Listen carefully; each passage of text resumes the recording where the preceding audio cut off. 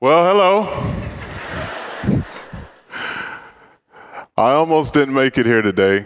I literally almost did not make it here today. But there was some very pivotal events that happened early on in my life by some very key people that gave me the opportunity to be standing on this stage here today. One of them, my mom, well, she knows this. The other was a man that told me something at 12 years old. He probably does not. So today I'm going to tell you about a story of making it a positive impact and how you could, can, or probably have already done so. I call this impact the domino effect. So my name is Thaddeus Bullard. Some of you may know me as WWE Superstar Titus O'Neil. My mother gave birth to me at 12 years old. Yes, you heard me correctly. My mother gave birth to me at 12 years old. You see, I stand before you as a product of a rape. My mother is my hero. She had 4 boys. 3 of the 4 are college graduates. She's the proud grandmother of my 2 sons, TJ and Titus, and they are all here in attendance today, so you're more than welcome to give them a round of applause.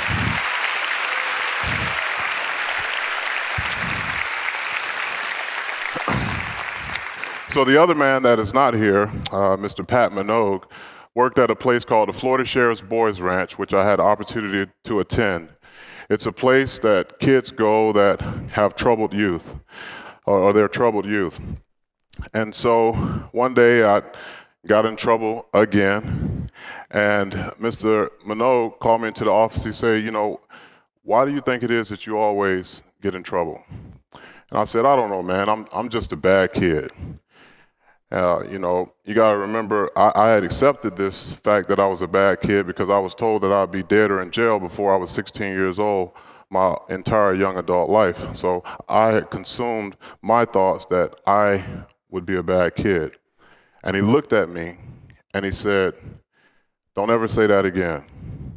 He said, there's no such thing as a bad kid. I said, how can you say there's no such thing as a bad kid? And he said, I'm not going to tell you the answer to that right now. As you get older, you'll figure it out. But look at me. I want to tell you this. I love you and I believe in you. I love you and I believe in you. Now, at this moment, these are some of the most positive words that I had ever heard in my life. And you got to remember, I come from a fatherless home. I was a very underperforming student. I had a major issue with my anger and controlling it. And some would say, well, why would he say this to me? And I figured it out. This man understood the power of being able to impart positive words into someone's life and how it can make a difference in their lives. And so now I've mentored hundreds of kids. And now that I'm older, I understand why he said that there's no such thing as a bad kid. You see, if you take that same quote-unquote bad kid that's in that bad environment around those bad influences, making those bad decisions, and you put them in a good environment around good people, they'll have a better chance to make a better decision. Therefore, their path to success will be greater. That's what happened for me. Now, I'm pretty sure that, you know, there are people from all races here today, backgrounds, sexual orientations, religions.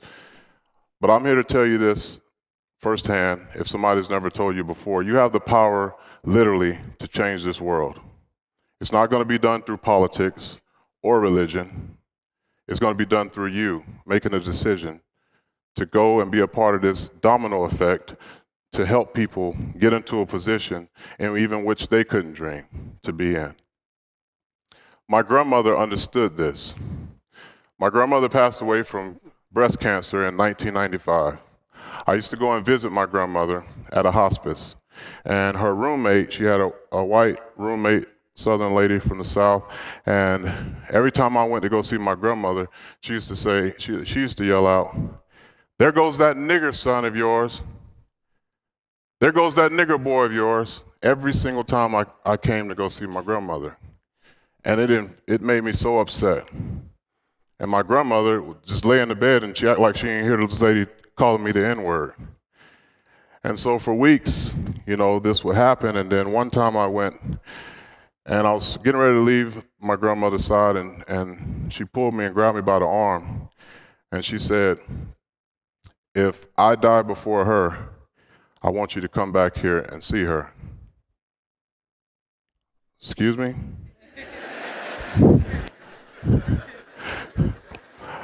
Now, at this point, I don't know if my grandmother's suffering from breast cancer or if she's suffering from dementia, because she clearly had lost her damn mind if she thought that I was going to come back and see this woman that called me the N-word every time I came in. But it was my grandmother. So I ended up, my grandmother passed away like 3 weeks later after she told me to do this, and I asked Miss Barbara Wilford, who was like a mentor to my mom, to take me up to the hospice center to go see this woman. And so I go see her, and I go into the room, and she's like stared at me for like 5 seconds. And then she kind of raised up on her bed, and then she just started bawling, crying. And she said, "Oh my God, I'm so happy I had a chance to see you again. I never thought I would see you again." Really threw me for a loop. And she starts crying, and she said, "You know, I went to church. I was going to church. I was doing all these things that I thought was good, but I was doing the one thing that I know for a fact that God didn't want me to do, and that was being hateful to his people." And so she reached to give me a hug, and I hugged her, and it was kind of reluctant because I didn't know if this lady was going to shank me or whatever. So she hugged me, and she said, "You know, you're like the son that I never had." Now I really know somebody's suffering from dementia here. I'm like the son, the N-word that you called me every day, the son that you never had. And I just took that and I left. And the nurses came and they said that was so awesome to witness. They say, you know, she has 2 daughters that, you know, they brought her here, and it became too unbearable for them to see her, so they stopped coming. So this woman was reacting to me out of anger. You know, how can this black man, you know, come and see his black grandmother, and because of how she was raised, and my own daughters can't come see me. So she was very angry. But the domino effect in this process of this happening was we both were taught acceptance and forgiveness. And it was a very valuable lesson that I've continued to have to this day, acceptance, which leads me to my next story. So last year, some of you may have read about it already, but I was at a WWE event. After a WWE event, I went to dinner with some friends, and I had just finished eating and left and was walking with some of my friends, and a homeless couple came up to me, and they said, you know, can we get a few dollars to go and get a sandwich from across the street? And I said, I'll do one even better for you. How about you come and eat what we just ate at? And it's like, really? I was like, yeah, come on, I'll treat you to dinner here. And so we walked back to the restaurant, and we walked to the front, and the gentleman up front, who I found out was the manager a little bit later on in the evening, I said, I want to see if I can get my 2 friends here some service. And he gave me this blank stare. It was very uncomfortable, still uncomfortable for me to even talk about it. So uncomfortable to the point where the gentleman in the back behind me, the homeless guy, said, it's okay, we'll just take some stuff to go. We don't want to cause any trouble. And I was like, no, you guys are going to sit here and eat just like I did, and they're going to treat you with dignity just like they treated me with dignity.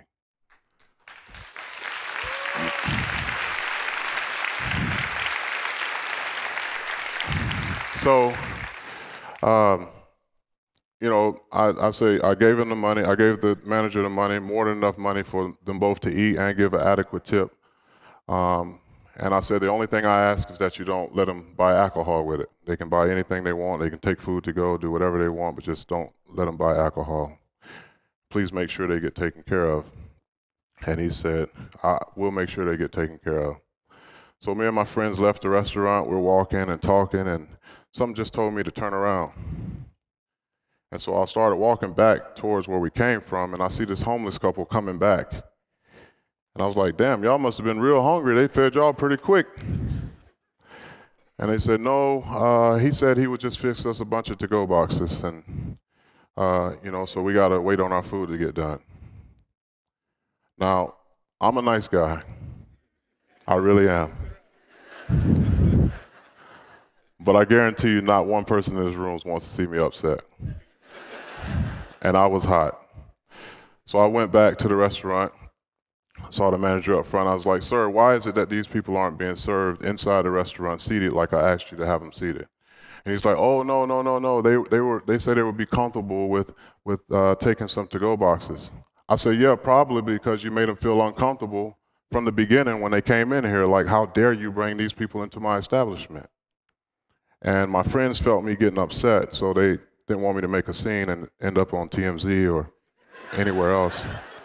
TMZ probably here right now. So they pulled me outside, and then this guy came up to me. And he's like, I think it's very admirable what you're doing. And I looked at him, and I was like, man, who the hell are you? Because I'm still mad. And he said, oh, I'm an assistant manager, and, I'm sorry about how this whole thing turned out. I said, are you a man of faith? And he said, what do you mean? I said, do you believe in God? He said, yes, absolutely. I said, well, next time a situation comes up like this, why don't you let your faith be activated and make sure that people get treated with the love of God and not as if they're a plague.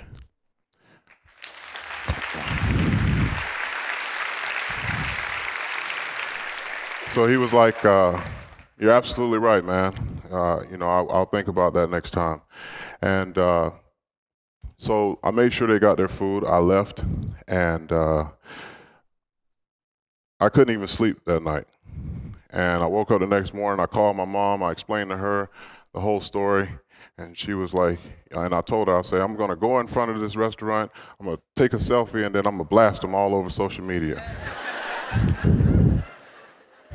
I'm pretty sure that's what she was doing on the inside, but she just was like, okay. I was like, all right, Mama, I'll talk to you later. Because she's supposed to be like, yeah, you're supposed to go and you're supposed to get on social media and just blast them, and hopefully, they'll learn their lesson. So then I pick up the telephone and I call my pastor, who just recently passed away 2 months ago, Pastor Greg Poe, and he was like a dad to me. And so I said, I explained the story to him and told him what went on and told him what I was going to plan on doing, taking a picture, and, I'm going to post it. And one thing I liked about my pastor, he let me curse. So I knew I was good, when he let me curse. So we were cool. And so he said, son, I think you should just do whatever God lays on your heart to do. I said, all right, he's been hanging out with my mom. Because he's supposed to tell me, yeah, man, go ahead and post that thing and blast him on the internet. So then I hung up the phone with him, still frustrated, trying to figure out what I'm going to do. I said, you know what? I got an idea. I'm about to go around all of downtown San Diego, and I'm going to gather as many homeless people as I can find.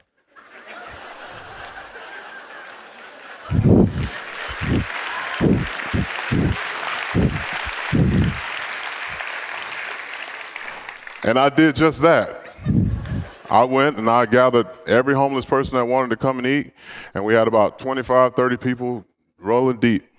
So I walked up to the restaurant. And the guy that was the assistant manager came, and he's like, "Oh, you're back."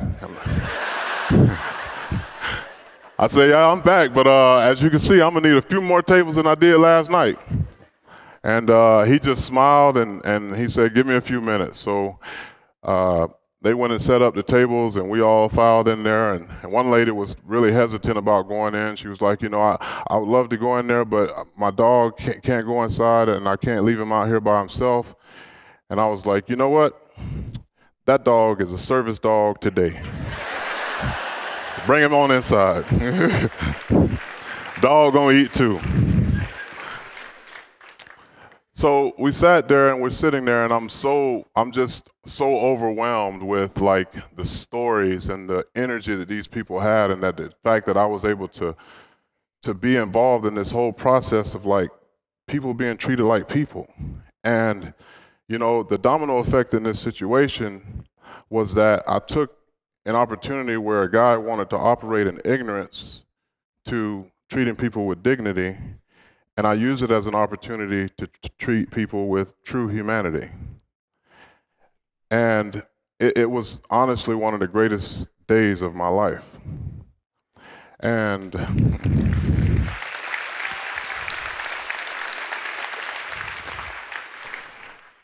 so as I said before, all of you in here have the opportunity to change people's lives. So I want all of you to take your phones out right now. Hurry up. Some of you probably already got it out already, upset. You know, upset that I didn't come up here in my underwear, boots, and baby oil. I want you to text anyone in your phone, and I want you to tell them this exactly like I tell you to tell them. Say, I love you, and I believe in you. I love you, and I believe in you. Don't fall. So I'm not going to give you that much time to get responses, because I already know what most of your responses are going to be anyway. It's going to go something like this. First one's going to be, what the hell's going on? What'd you do? You all right? Did I do something wrong? The second one is going to be, man, I really needed that. I was having a horrible day today. And the third one will be, they reciprocate what they just said to you, or what you just said to them, which is, I love you and I believe in you too.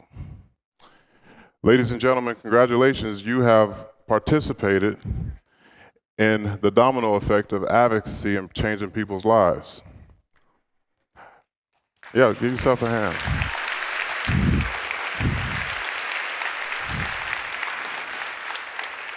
Now, I have to go back to the beginning and let it be known that I wouldn't have had this opportunity to deliver this message if it wasn't for my mom making the decision at 12 years old to bring me into this world. And I want to ask you this question before I leave. How many of you have ever been impacted by someone's life? Nobody gets to where they are by mistake or by themselves. So remember the fact that you got help to be in the position you're in. So are you going to be the domino that sits still and content in where you are? Or are you going to be the domino that moves things forward? Or are you going to be the person that keeps things moving backwards because your unwillingness to think outside of the box? You guys are some of the most creative minds in the world, whether you're at the highest part of the GPA chain or the lowest. We all are brilliant. I'm a proud Gator, I can say that. But the decision is yours. Do you want to make an impact in this world? I'll leave it to you. Thank you.